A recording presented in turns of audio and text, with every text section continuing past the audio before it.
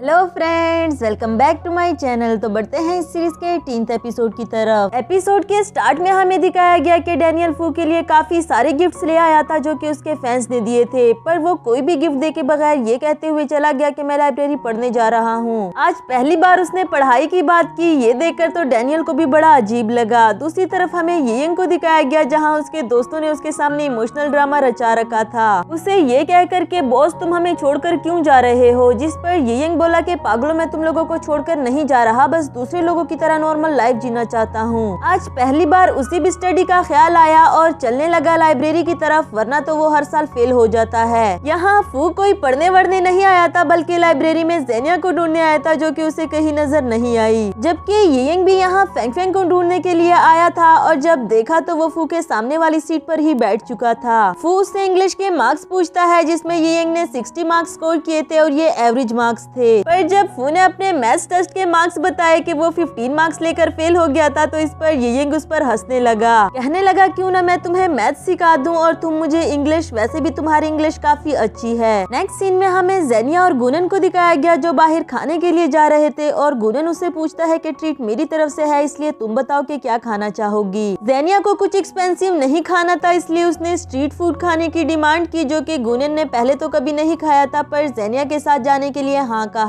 वहाँ जाने के बाद काफी सारा खाना ऑर्डर करवाया जो कि दोनों ने मजे मजे से मिलकर खाया और आफ्टर दैट वो बात करने वाले थे जो कि यहाँ करने आए हैं। गुनन ने उसे पहले करने के लिए कहा, ये कह करके लेडीज फर्स्ट। ज़ेनिया बोली कि मैं फू के बारे में बात करना चाहती हूँ, उसने मेरे लिए इतना कुछ किया तो अब मैं भी अपनी इस रिलेशनशिप को आगे बढ़ाना चाहती हूँ, उसे ये बता करके मैं उसे लाइक करती हूँ, पर अभी तक तो मैंने उसे ये भी नहीं बताया कि मैं ही शेनशिंग हूँ।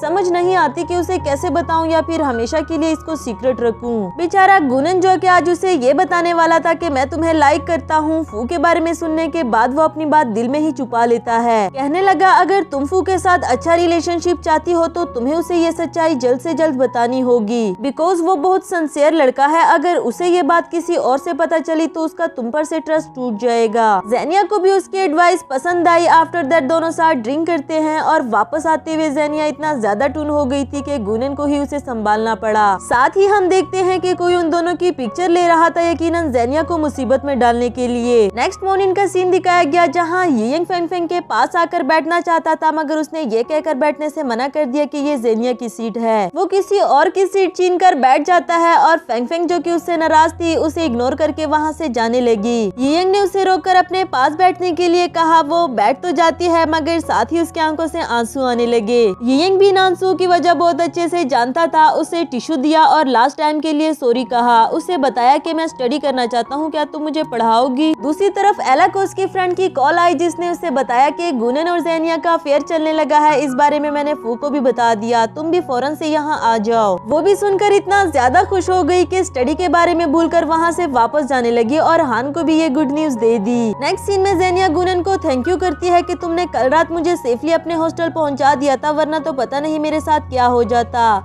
खैर तुमने तो अपनी बात बताई ही नहीं, जल्दी से बताओ मुझे क्या बताने वाले थे। गुनन ने उसे मना कर दिया, ये कह करके जाने दो कोई खास बात नहीं थी, जिस पर ज़ेनिया उसे इंसिस्ट करने लगी कि अगर तुम मुझे बताओगे ही नहीं तो मुझे पता कैसे चलेगा। अब वो बोला कि मैं जानता हूँ बताने का कोई फायदा तो नहीं, लेकिन मैं तुम्हें ये बताना चाहता था कि मैं तुम्हें लाइक करता हूँ। ज़ेनिया ने पहले तो उसकी बात मजाक में ले ली, लेकिन बाद में उसके लिए बुरा लगा, जिस पर गुनन बोला कि तुम्हें मेरे बारे में परेशान होने की कोई जरूरत नहीं, और वैसे भी मुझे इस बात की खुशी है कि तुम जल्दी ही मेरे दोस्त की गर्लफ्रेंड बनने वाली हो। मुझे इस बात से कोई भी फर्क नहीं पड़ता कि तुम ज़ेनिया हो या फिर शेनशिंग, बस हमेशा तुम्हारा अच्छा दोस्त बनकर रहना चाहता हूँ। अब चलो जल्दी से मुझे हक करो। गुनन को खुश देखकर ज़ेनिया भी फ्रेंड बनकर उसे हक कर देती है। एंड यहाँ उन दोनों को देख लिया है फू ने, और सिर्फ देखा ही नहीं बल्कि ये भी जान गया कि ज़ेनिया ही शेनशिंग है। कहने लगा तो आज तक तुम मुझसे झूठ बोलती रही, बाकी सबको पता था कि तुम शेनशिंग हो, बस मुझे ही बेवकूफ बनाया। जब गुनन भी उसे एक्सप्लेन करने लगा तो फू बोला कि तुमने दोस्त बनकर मुझे धोखा दिया, मैं लानत बेचता हूँ ऐसी दोस्ती पर। ज़ेनिया फू के सामने आकर बोली कि मैं गुनन से यही डिस्कस करने वाली थी कि मैं तुम्हें अपनी सच्चाई कैसे बताऊं। हाँ मैंने तुमसे झूठ बोला जिसके लिए मैं तुमसे माफी मांगती हूँ,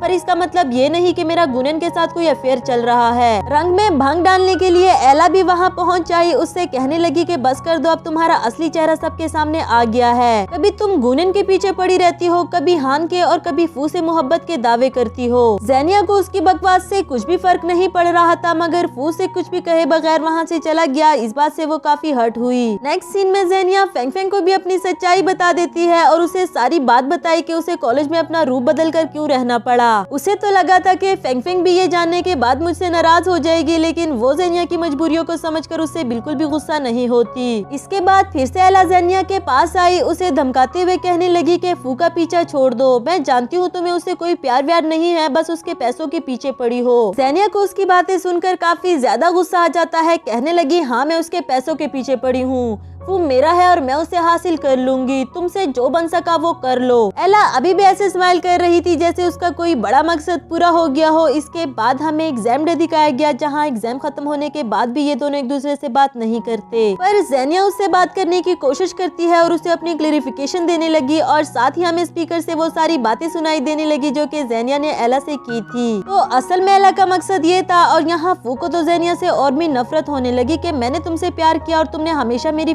का मजाक बनाया। हान फौरन से एला के पास आकर स्पीकर बंद कर देता है और उसे डांटने लगा कि अभी के अभी जाकर ज़ेनिया को सॉरी करो, तुम्हें नजर नहीं आ रहा कि तुम उसके साथ कितना बुरा कर रही हो। एला भी उस पर गुस्सा होने लगी कि सब ज़ेनिया ज़ेनिया ही करते रहते हैं, आखिर तुम लोगों को उसमें नजर क्या आया, अगर वो तुम्हारी दोस्त है तो मैं भी तो तुम्हारी दोस्त हूँ। दूसरी तरफ गुनेन फू के पास जाता है उसे समझाने के लिए, लेकिन फू इतना ज्यादा गुस्से में था कि उसकी एक भी नहीं सुनता, उल्टा उसे ही मारते हुए कहने लगा कि अगर तुम मेरे दोस्त हो तो ये बात जानने के बावजूद भी कि ज़ेनिया ही शेनशिंग है, तुमने मुझे क्यों नहीं बताया है। अब तुम्हारे पास इस बात का कोई जवाब? मैं ही बेवकूफ हूँ जिसने तुम्हें अपना दोस्त माना और आंखें बंद करके हर किसी पर भरोसा कर लेता है। गुनेन ने बगैर कुछ कहे उसकी मार खाई, कहने लगा, हाँ मैं मानता हूँ कि मैंने उसी लड़की से प्यार किया जिससे तुमने प्यार किया, पर जिस दिन मुझे ये पता चला कि ज़ेनिया ही शेनशिंग है उस दिन मैंने उसे अपने दिलो दिमाग से निकाल दिया था, बिकॉज मैं जानता था कि तुम ज़ेनिया को लाइक करते हो और ज़ेनिया ने जो तुम्हारी खातिर इतना कुछ किया, क्या वो सब कुछ भी धोखा था? मैं बस तुम्हें सिर्फ क्लियर करना चाहता था, बाकी तुम्हें जैसा अच्छा लगे। नेक्स्ट सीन में हमें दिखाया गया कि ये यंग ने टॉप 100 में अपनी जगह बना ली थी और ये देखकर तो फेंग फेंग को काफी ज्यादा अच्छा लगा। फ्लैशबैक से हमें दिखाया गया कि ये यंग फेंग फेंग की बुक देखना चाहता था, जिस पर वो बोली कि अगर तुम टॉप 100 में से आ गए तो मैं तुम्हें ये बुक दिखा दूंगी। वैसे तो अब वो वक्त आ चुका था, मगर फेंग फेंग को लगा कि शायद मैंने कुछ ज्यादा ही खुशफहमियां पाल ली है, मुझे ये यंग से दूर रहना चाहिए। दूसरी तरफ डैनियल ने ताओबिन को मैसेज करके अपने साथ कॉन्ट्रैक्ट साइन करने के लिए कहा, जिसे देखकर ज़ेनिया तो काफी ज्यादा शॉक्ड हो गई। सोचने लगी पता नहीं क्या होगा जब फू को मेरी तीसरी आइडेंटिटी के बारे में पता चलेगा। इसी के साथ हमारा ये वाला एपिसोड भी खत्म हुआ।